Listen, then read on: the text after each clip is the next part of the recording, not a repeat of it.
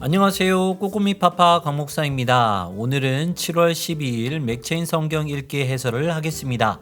오늘 말씀의 주제는 하나님 백성의 삶의 자세입니다. 여호수아 16장과 17장은 요셉 지파 땅 분배입니다. 요셉이 받은 축복처럼 그의 자손들은 큰 땅을 얻습니다. 하지만 그들 역시 가나안의 남은 족속을 모두 쫓아내지 못합니다. 요셉 자손들은 인구에 비해 땅이 좁다는 이유로 불만이 있었습니다. 이에 여호수아는 산으로 올라가서 스스로 개척하라고 말합니다.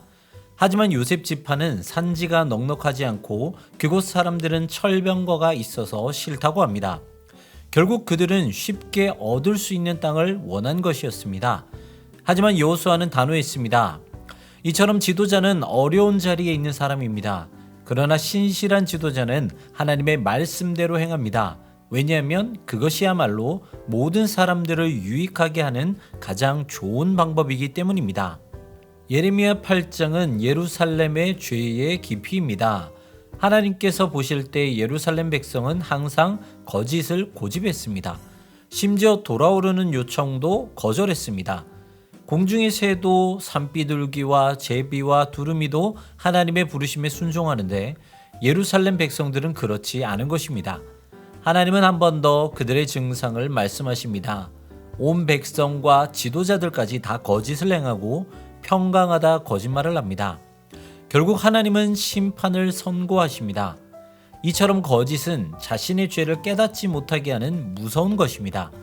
우리의 거짓은 오직 성령님께서만 고치실 수 있습니다. 그리고 그때 비로소 정직한 마음을 얻게 됩니다.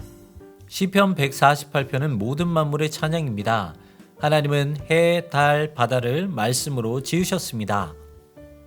그리고 모든 자연현상을 말씀으로 일으키시고 모든 동식물들을 친히 돌보십니다. 그리고 하나님은 세상의 왕과 고관 그리고 모든 백성들을 만드시고 돌보시며 다스리십니다. 그러므로 하나님을 믿는 자는 마땅히 하나님을 찬양하고 예배해야 합니다. 그리고 하나님의 방법을 따르고 하나님께 순종해야 합니다. 마태복음 22장은 성전에서의 논쟁입니다. 예수님은 혼인잔치 비유를 통해 청함을 받은 자는 많지만 택함을 받은 자는 적다고 말씀하십니다. 청함을 받을 때 올바른 반응을 내놓아야 합니다. 바리새인, 사두개인 등이 예수님께 질문합니다. 그것은 예수님을 믿기 위함이 아니라 시험하기 위함이었습니다. 그들은 많은 것을 알고 있었습니다. 하지만 실제로는 아무것도 모르는 사람들이었습니다. 왜냐하면 예수님을 그리스도로 믿지 않았기 때문입니다. 예수 그리스도를 믿지 못한 지식은 의미가 없습니다. 오직 그리스도를 아는 지식이 가장 고상한 지식입니다.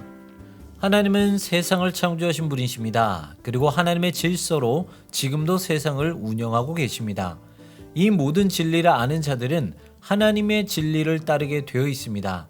그리고 그것을 추구합니다. 하나님의 영광 아래 살아갈 수 있음에 감사하는 하루가 되시기를 소망합니다. 그리고 하나님께서 우리의 아빠 아버지가 되심, 그리고 우리가 참 지식 안에 거하고 영생을 누릴 수 있다는 사실을 찬양하는 여러분 되시기를 소망합니다. 오늘도 승리하시고요. 지금까지 꼬꼬미 파파 강목사였습니다. 내일 다시 만나요.